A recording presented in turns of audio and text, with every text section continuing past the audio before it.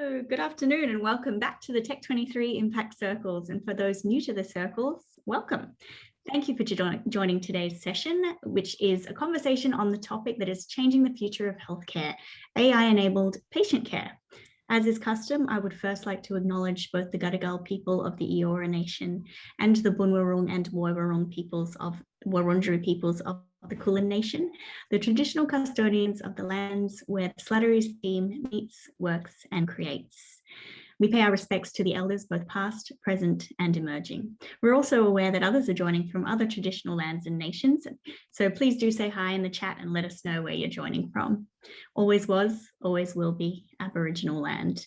Now, today's conversation will be led by Rohan McDougall, and he's joined by Philip Daffas, Dr. Darren Gibson, John Konstantopoulos, sorry, John, Bronwyn Grice, and Dr. Michelle Perugini. I'd like to make a special shout out to the Tech23 sponsors, Transport for New South Wales, Main Sequence Cyro Innovation Fund, Oz Industry Entrepreneurs Program delivered in partnership with i4 Connect, Addison's, ASX, ANSTO, Curtin University, Cicada Innovations, and Evoke AG for making Tech23 happen.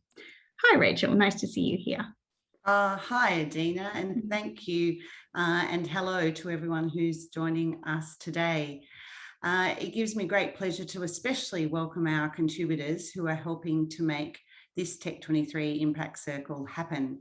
Now in its 13th year, Tech23 takes pride in celebrating Australian innovation and is all about amplifying the people and the organisations chipping away at the big challenges we face. Thank you to all of you for zooming in to be part of this circle. Please say hello, as Adina suggested, and let us know where you're zooming in from. There is also a link to the Slatterys Charter, which will let you know of the behaviour that we encourage at all of our events. There are a lot more Tech23 circles planned for the rest of the year, and there's many more recordings on the website, so please feel welcome to check those out. Just confirming that we're going to eavesdrop on the conversation and then move to Q&A, where you're welcome to come off mute and connect and chat. I'm honoured and very grateful to Rohan to kick things off. Hi, Rohan. Hey, Rachel and Adina, thanks for having us this afternoon. I'm looking forward to the discussion with the group here today. I'd acknowledge the Whadjuk people of the Noongar Nation on whose land I'm standing, and respect to their elders past, present and emerging. This topic, I think, rose in prominence for me when I visited recently, well, not so recently anymore, I suppose, a couple of years ago, back in the dark days where you were able to travel. Michelle and I on the call visited Dr. Google, and it's not the Dr. Google that we all visit when we have an ill or a pain to try and find out through the search engines what's wrong with us.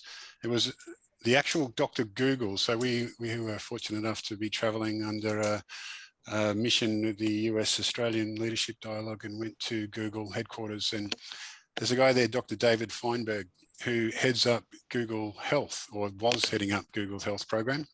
I believe he's now moved on to another digital records company recently, but he headed that up, and he told us a few things about what Google were doing that kind of blew my mind a little bit on the power of data and data analytics and insights to improving health outcomes for people. Now, a couple of things he talked about. One was using the phone on your mobile to gain an image of your retina to understand whether or not it's predisposition to a cardiac event.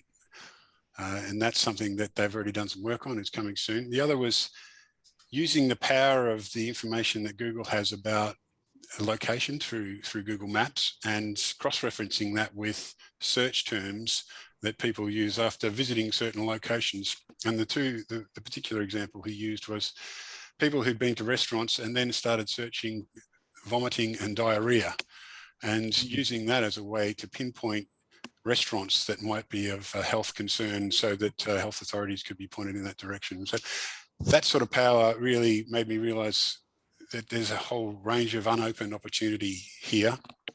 and also made me think about my privacy settings on Google Maps, which I want to weave into the conversation today as well. So talking about the power of this tool and these tools, but also some of the concerns, genuine concerns around privacy that they may bring up, and impediments that we face to bringing some of these great tools to fruition to our benefit. So I'm going to switch to some of the companies who are actually developing some of these products and services that are going to impact us in the very near future, and get them to talk a little bit about some of the actual application of AI techniques and how it's impacting people now. Philip, I know you guys actually have a product out in the market that's being used. So I wanted to go to you first and tell you for you to tell us what is the tool, how is it helping people right now? Thanks, Rohan. And look, I'm Philip Daffas from PainChek Limited. We've developed an app which uses AI to assess pain severity levels for people who can't verbalize their pain. So primarily people, say, living with dementia or with cognitive impairments, who are either unable to verbalize effectively or unable to reliably communicate their pain. So our technology is an evolution of a lot of pain scales for those types of patients that have been around for many, many years. But those pain scales were very much manually based, very subjective, and paper-based, and open to lots of errors. And what we've done is we've taken the best in breed over many years that have been used around the world. We've brought in the use of artificial intelligence to assess the most complicated part of the pain assessment, which is look at the person's face for microfacial features which indicate pain. And then we've automated the rest of the process with a binary guided checklist to assess things like movements, voice vocalizations, behaviors, to provide a total pain score, which the carer can then manage and treat the patient or the resident in the aged care home effectively. So it's a tool that was developed actually via Curtin University a number of years ago. It was developed by pharmacists who wanted to find a better way to assess pain for those groups. It's been commercialized, it's been regulatory cleared in multiple countries. We've got peer-reviewed publications, and over the last 2 years, we've managed to penetrate roughly 1,500 aged care homes in Australia, and more than 220,000 beds. That's about 60% of the market, who are now either using PainChek or in the process of rolling it out to assess people's pain. So we've got more than 500,000 assessments conducted. We've probably built the largest pain database in the world. And we're also in the UK, Singapore, New Zealand, and fastly approaching into Canada. So it's out there and it's working really well, and it's having some really serious positive impact on patient care. What have you found as some of the impediments to the uptake of that product, Philip? So integrating it into the workflow of some of those healthcare facilities, and how people embrace a tool like this, has there been obstacles? Numerous, and we've learned a lot over the past few years. Workflow's critical. We've brought a technology now that can be used at the points of care, which was innovative and novel, and people really liked it. But we also had to do was to integrate the technology using like the open API technologies, so it can actually link in with the care management systems that are used in aged care for documenting all the information. So to give you an idea, in Australia, there are 10 of those companies. They all compete with each other, and they all got like 10 to 20% market share of the aged care facilities for documenting data. So we've managed to integrate with all 10 of them. And it was a partnership on the basis that this is better outcomes. So that's taken quite a while, and that was key in the process. You don't integrate your technology into workflow. Your technology can be great, but it's a hindrance. And that therefore, we're now looking at hospitals, and that's going to be even more complex. I've done a lot of hospital work in the past, and home care as well. So yeah, integration is critical. Might come back to that later, but I'm going to go to Michelle and John. You both are also developing tools that are going to be important in future care. Michelle, you first, LifeWhisper, that is some name. So tell us a bit about how you're whispering life and what the impact that's going to be. Thanks. Yeah, LifeWhisper is the first product of our company for the fertility sector, and it takes images of embryos during the IVF process and helps doctors to decide which embryos are more or less likely to lead to a pregnancy during IVF. But also our second product looks at the likely genetic integrity of those embryos so that you don't need to do a physical biopsy of a living fused cell embryo in order to be able to assess its genetic health. So really huge impact for IVF patients, reducing the number of traumatic and stressful IVF treatment cycles that they need to have. It's completely non-invasive technology, and it's being sold globally, and we're approved in around 60% of the world's market. Really seamless kind of fit into the workflow. It's replacing what is a current manual process, so visual inspection of embryos down the microscope, where the clinician is really limited to what they can see with their eye. And so the AI is giving a different perspective, if you like, and a different, more detailed opinion of complex features that can't be visualised in those embryo images. But as a company, actually, where our vision is much broader than just our fertility products, where really our aim is to build a whole range of scalable AI healthcare products. And in order to build AI that scales, you actually need to be able to access really diverse data sets that reside in different distributed locations all around the world. And that's really difficult in healthcare because of data privacy laws and data quality issues. And so the tech and the platform that we've built with Presagen is all around fundamentally changing how data clinics and patients are connected globally to ensure safe access to data, not ownership, and to be able to leverage the diverse data sets that are required to build scalable products that we can then deliver at low cost and make accessible to patients all around the world. So big vision for the company, but our first products are the LifeWhisper products for fertility. Michelle, you'll probably recall in that same trip that we were told a story about data sets as well, and the quality, access to quality data sets was an issue.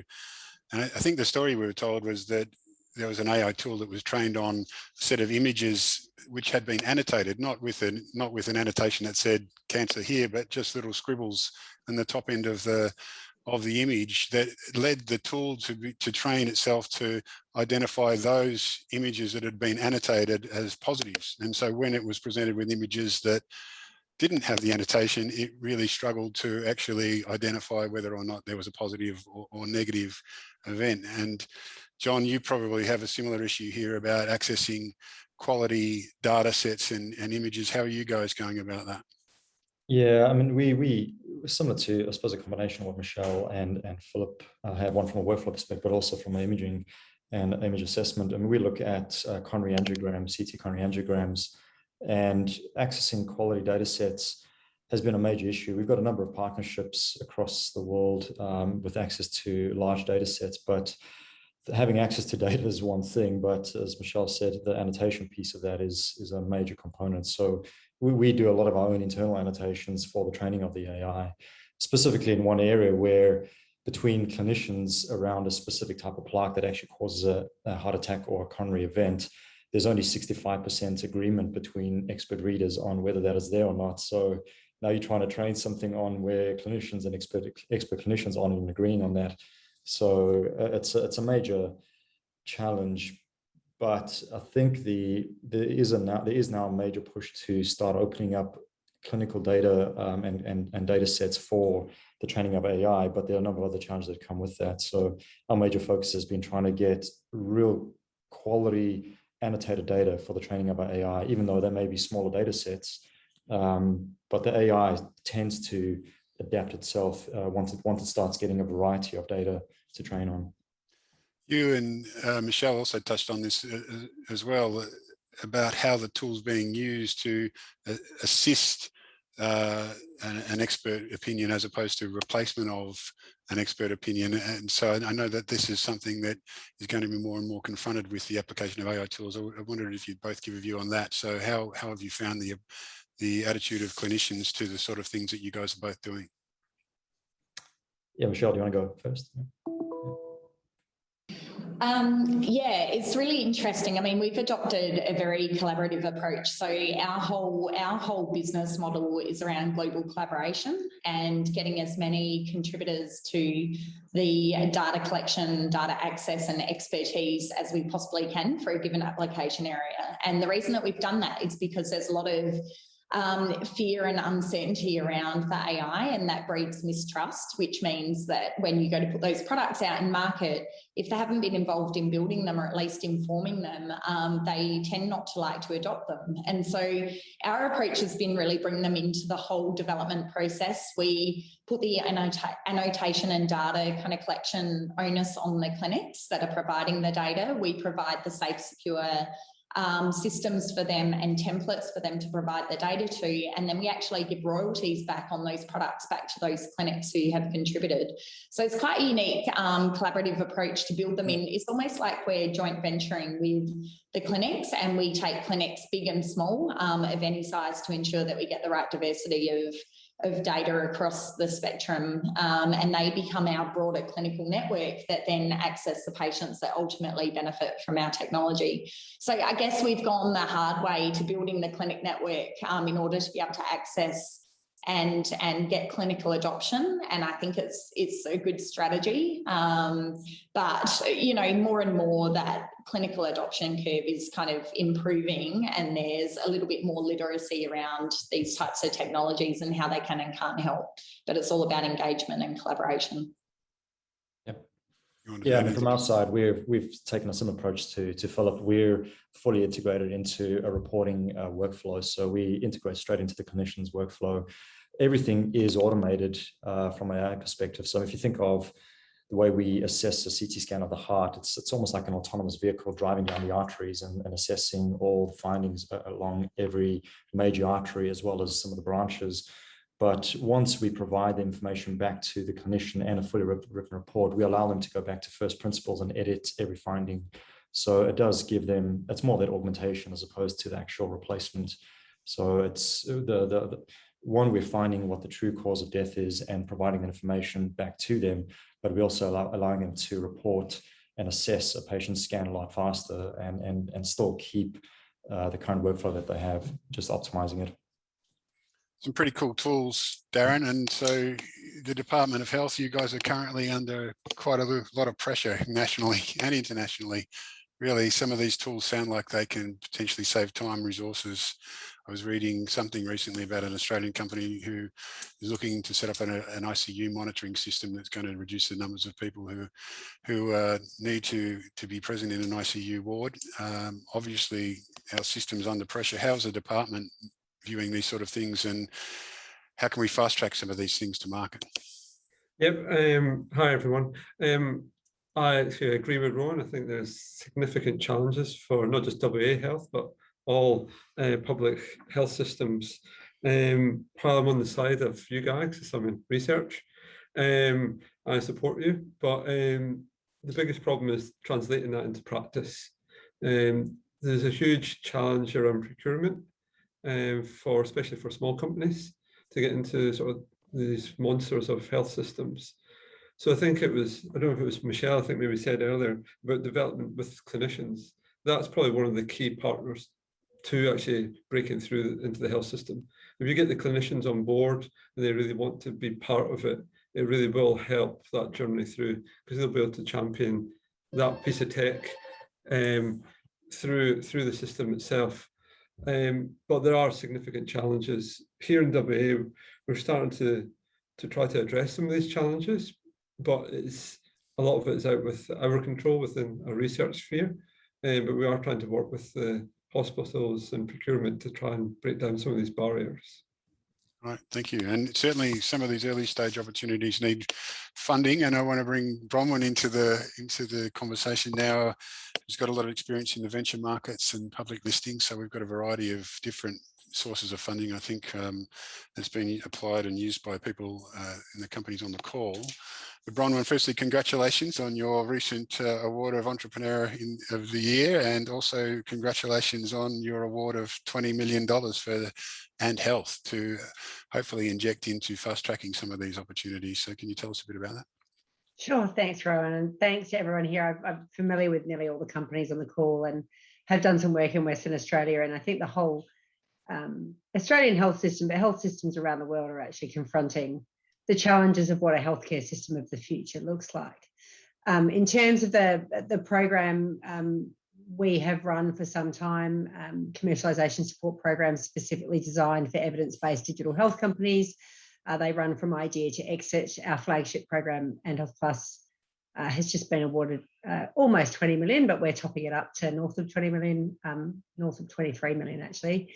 And that will enable us to deliver that program at a much larger scale. So it's not a grant program. So in a nascent industry like digital health, where access to key international networks, to knowledge of specific commercialisation program pathways, which are still evolving, and Michelle and I talk about this all the time. So there's no benchmark, there's no known pathway, there's no known value inflection points really for digital health companies. So how do you shape a story that gets you the clinical evidence you need, the regulatory approvals you need, and gets you to navigate the tension that Darren alluded to, which is it's one of the only sectors, even within the broader family of health technology, so drug development or device development, where your end users are ultimately probably not your payers, but your product doesn't work without their engagement.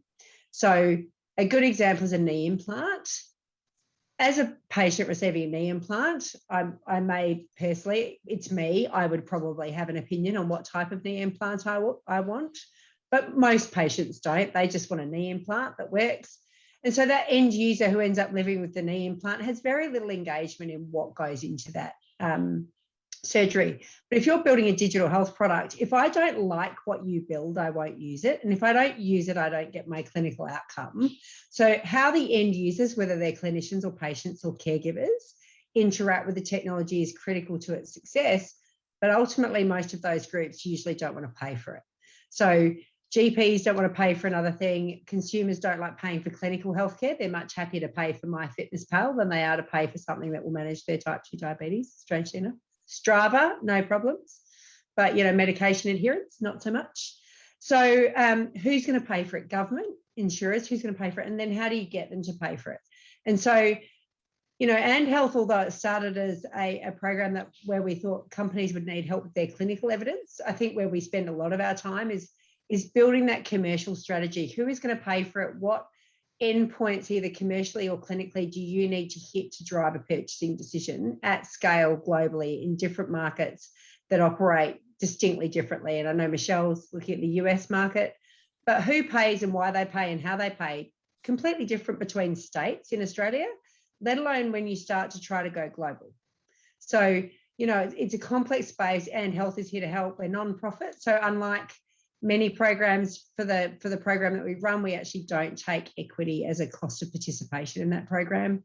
It is a no cost to the participant program. It will be funded by a large amount of money, and it will take 5 up to a maximum of 7 companies per year. And then alongside that, we do things like we work with the TGA around making sure the regulatory environment is fit for purpose, both here and internationally.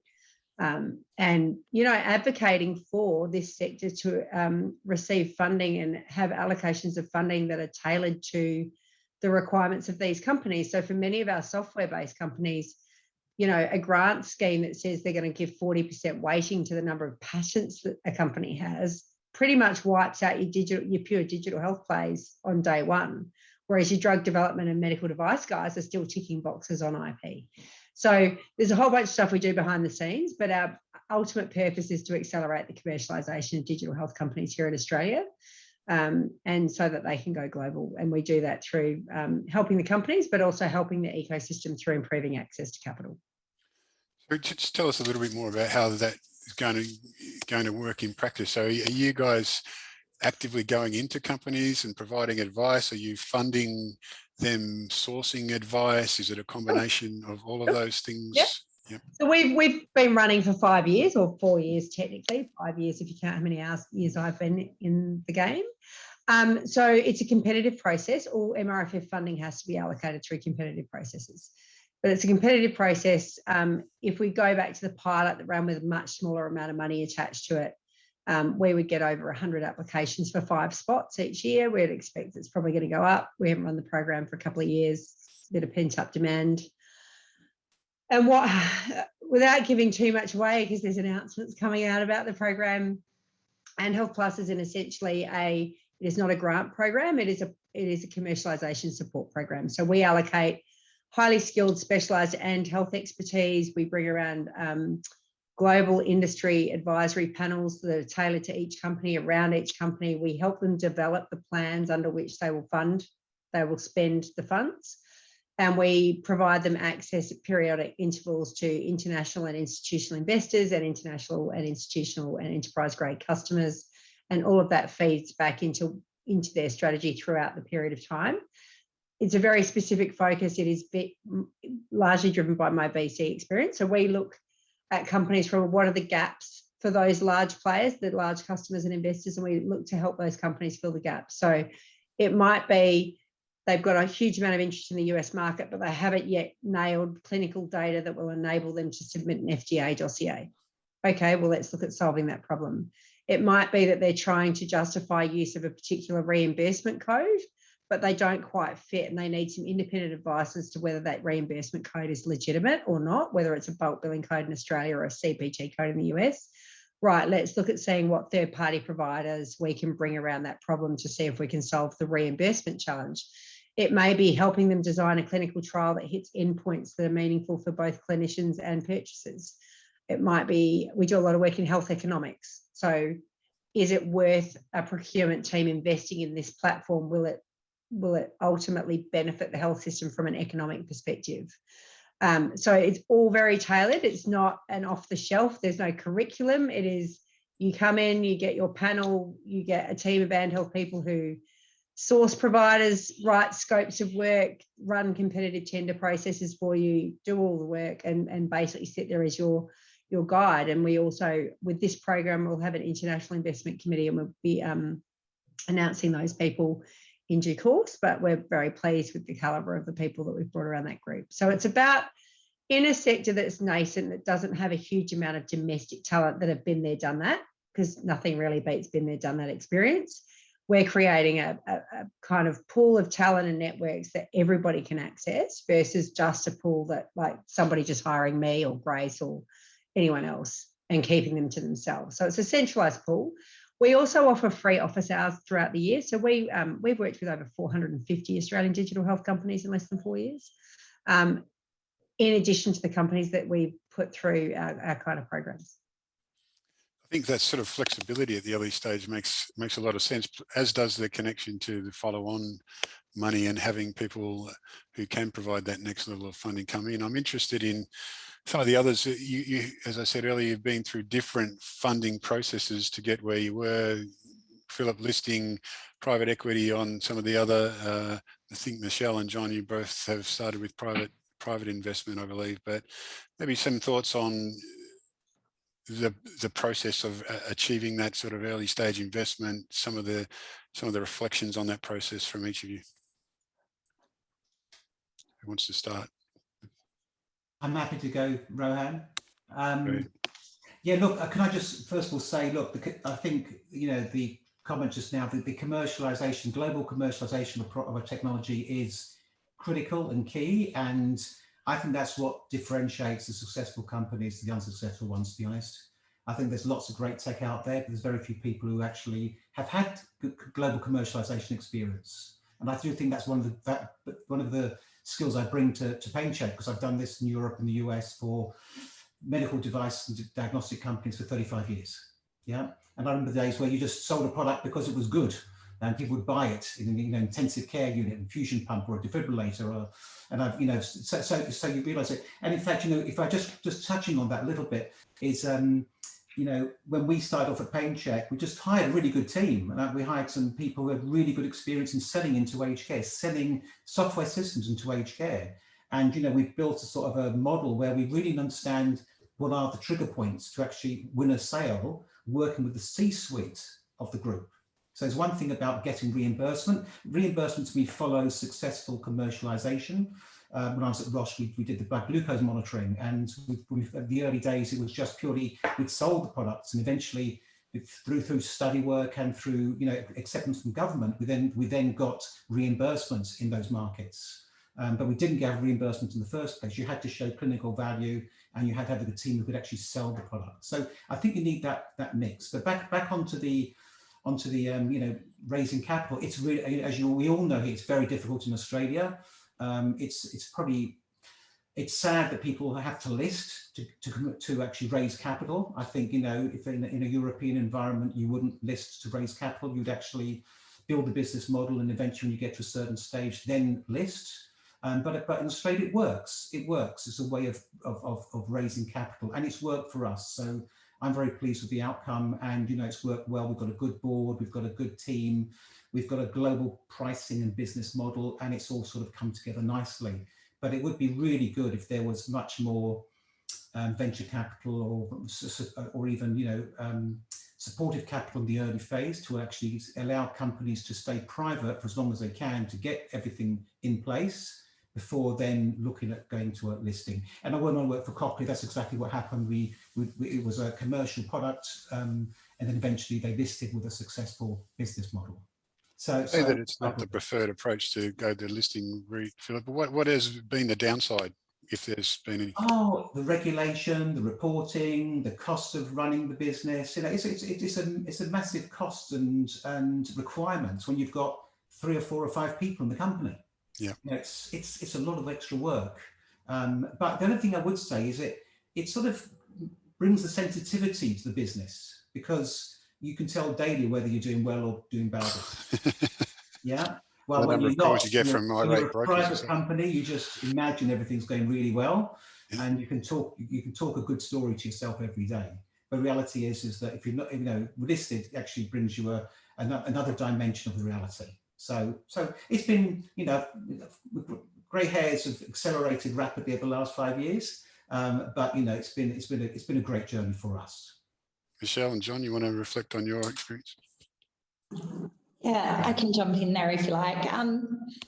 It's a very hard capital market here. I can completely empathise with Philip's view. A lot of companies have to list a little too early or prematurely, just as a capital raising technique. And I think there's a bit of a misnomer, and it's perhaps getting better, and funding through an awareness group programs like ANDHealth help with this awareness. But digital health is really expensive. If you're developing, regulated products, the upfront capital required to develop, clinically validate and get regulatory approval for those products is quite significant.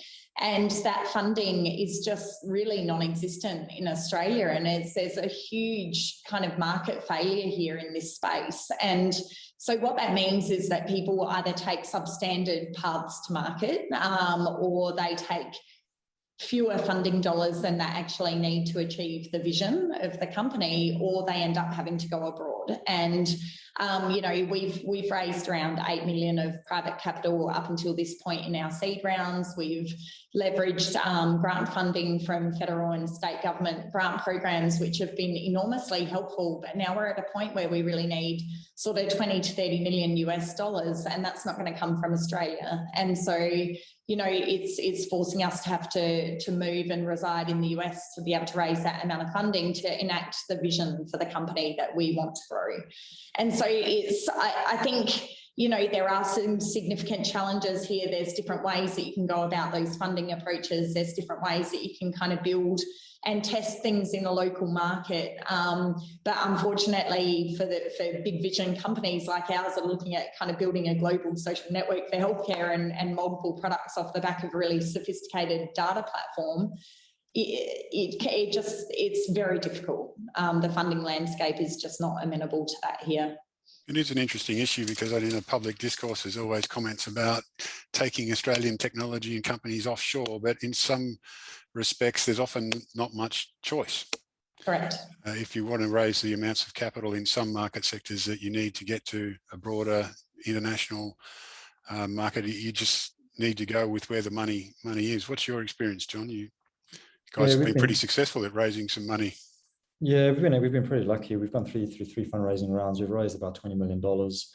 and $1 million federal government grant, which is, from our perspective, the cheapest money we're going to get. No dilution or anything like that, but it brings a lot of additional benefits. So I'll leave that one aside.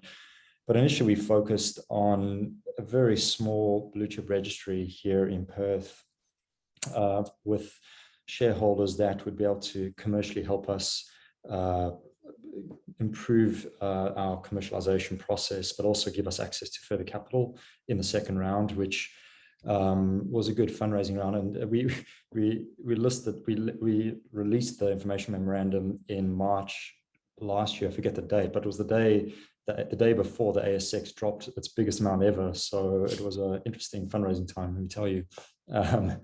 And we just recently completed a $15 million raise now in March. So it's been a fairly good approach to how we've tackled this. And this last round was mostly from the East Coast, significant institutional investors on the East Coast, the likes of Watermark, Thorney, etc. over there.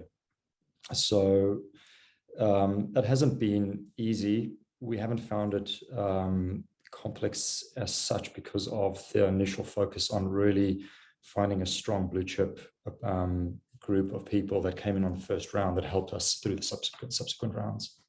Okay, so connections have helped along the way. Yeah, as they do. Darren, I know the WA Department of Health are doing some things on trying to fill that early stage gap through the Future Health and Medical Research Innovation Fund. Do you want to talk a bit about that? Yeah, so this was a commitment from government to establish like a mini MRFF here in WA, the Future Health Research Innovation Fund. And it's really to support research and innovation. The last year was the first year, but it was only really a sort of 6-month year because of the time it took to establish. So this financial year is the first full year. The priorities for this year has just been approved by the Minister, and they'll be released later this week. But one of the key emphasis from the innovation is to support that early stage company with undiluted money. It's to really sort of give people a little bit anyway, maybe not enough, a little bit of funds to do that initial proof of concept study that they may not have the capital for. So that's sort of potentially up to $500,000 sort of amount. So we are looking at sort of setting something like that up here in WA, which we're hoping to sort of galvanise a little bit more, maybe tap into Bronwyn's new 20 million pot of money, which would be nice as well. To collaborate. Yeah, definitely. But really sort of working with that local community to try and bolster WA. We understand that we can't support everything and businesses will probably have to leave in the end, but if we could get the reputation of building businesses up here, then hopefully people will start to sort of live the dream a little bit in WA and maybe then come back and put more back into the ecosystem once they've actually made it. Maybe we'll even get you back, Bronwyn, as a 6th generation Western Australian one day. The ecosystem may be attractive enough to entice you back. Come back and send my children to St Hilda's, hey? Just like. Well, funnily you should say that, because I know that St Hilda's are making a massive investment into an innovation precinct, and so they're going to try. Yes. I should probably read my alumni magazine. You should. They're probably going to ask you for money to do it, by the way. Well, good for that. I run a non-profit accelerator that doesn't take equity. I'm pretty sure my personal investing days in my school may be behind me for now.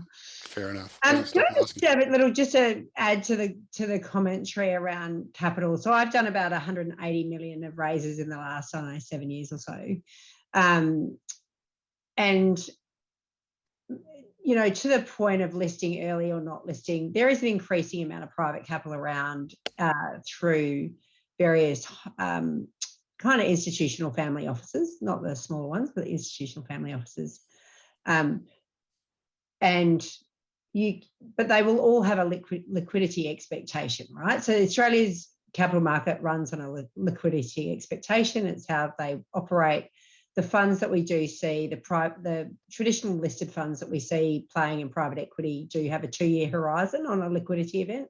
They don't really care if that's a trade sale or a listing. They just need a liquidity event under their own mandates. remembering that they're investing other people's money too, right? It's not just their money, with the exception of the big family offices. But I think in terms of leveraging the capital market in Australia, a lot of the digital health companies end up pitching to tech investors and tech funds, and they are less comfortable with the concept of an extended period of time pre-revenue while you drive value through things like clinical evidence or other metrics.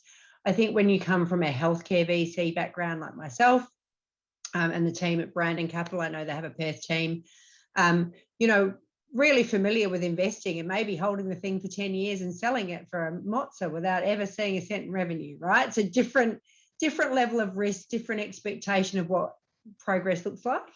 And I think, to Michelle's point, what we see in a difference between the Australian ecosystem and the ecosystems where digital health probably attracts a more amenable funding scenario is because those jurisdictions have funds where the investment managers are generally healthcare investment managers who know about digital health. So they're familiar with software, but they have that relaxed attitude to not having revenue while you go through your clinical validation pathway for 5 or 8 years. And it can be 5 or 8 years before you hit revenue. So I do think that's a piece. I mean, on the listed front, companies, every company says we're listing too early. I've just been involved in a just shy of $200 million market cap listing, and we all talk about we listed too early, and the company's got 20+ million in revenue. So I just think when you look at the big markets, you've got to take a liquidity volume view as well, and we simply don't have the volume in our market that the NASDAQ has, especially in healthcare. So you kind of have to raise it down. The other thing is, though, is we are increasingly seeing pre-IPO rounds north of $20 million. Now, I haven't seen that in my 10 years in investment, but I've seen 5 or 6 pre-IPO rounds recently in Australia of north of 20 million. That would normally be a listing. Yeah, there's certainly particular characteristics, and I think the situation's certainly improved. So it'll hopefully only get better from here. I'm going to shift the conversation a little bit. I know we're going to wrap up probably shortly, but I wanted to cover, before we do, the ethics issue around use of data and privacy, as I touched on earlier. And I know certainly Philip and Michelle, this is something you would confront, and I'm sure John the same, just around, ethics in particular around use of data sets relating to embryos, for example. And I know, Philip, you're doing some development work on assessing pain in children. And so I'm interested maybe in some comments about how you manage those issues, which are very sensitive, but still maintain some level of progress and positivity. So Philip, do you want to just touch on that and how you guys are working through those issues?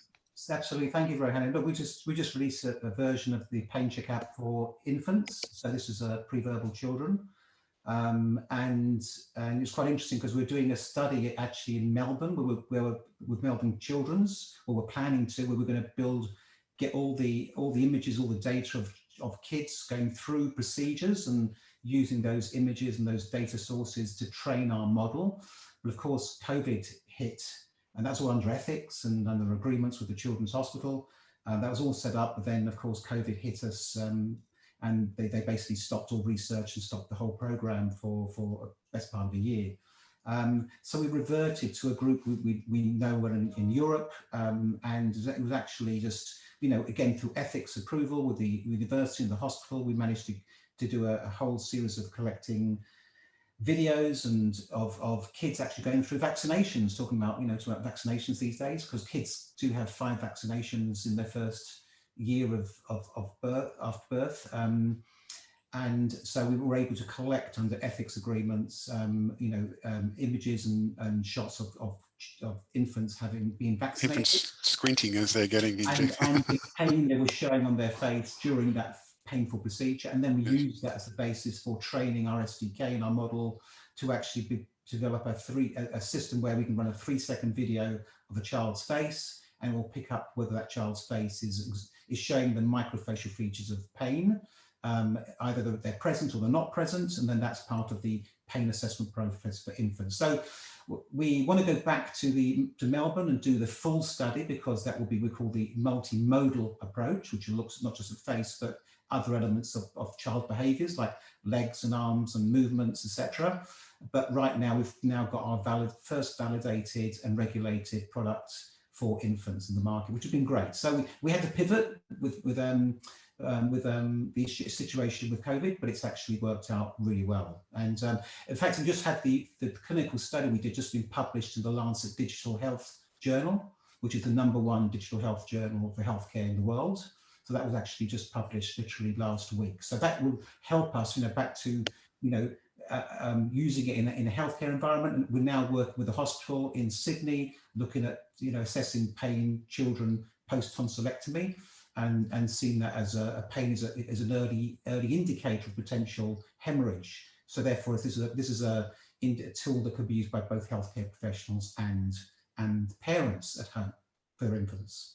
So yes, it's been an interesting journey, but I would agree that obtaining the data, to obtain the images is always a complex process. I'm glad you're integrating it into existing systems of pain dispensing and not subjecting the children to. Yeah, I don't know. You'd never do that. Of course not. Michelle, I mean, certainly embryos, it's got to be a super sensitive area. You guys must have spent a lot of time thinking and confronting this. How do you guys manage that process? Yeah, I think there's practical considerations about ethics, but also consent of the data usage. And I think gone are the days where you can just go on a data land grab. That's not going to happen anymore. Clinicians have been kind of the data custodians for a very long time on behalf of patients, and often those data are being, distributed to third parties without the proper consent, and certainly without transparency direct through to the patient. So the way that we've kind of overcome, obviously all of our projects are consented through the relevant ethics organisations and review boards, but we've also tried to bring the patient into the consenting process. So we're building a patient app and a whole patient connection point into our network, where the patients will directly consent to individual data usage, and they will know exactly what their data is being used for and how it's being used and how it's being protected from a data privacy perspective. And that's really unique in what we're doing in that sort of global level across multiple jurisdictions. So it's, from my perspective, it's all about transparency around what the data is being used for, getting the right consents for use of the data from the patient whose data it is, and then feeding that through to the broader consents from the clinic's perspective. In fact, some of these medical applications of data may lead the way in more ethical use of individual data in general. This is something, of course, that's very topical at the moment. Every time you visit an app or a website or use any kind of online tool, you're having data collected and not necessarily aware of how that data and information is being used. And much more intense scrutiny in the medical area, I think, is maybe some lessons learned that can spread out from here.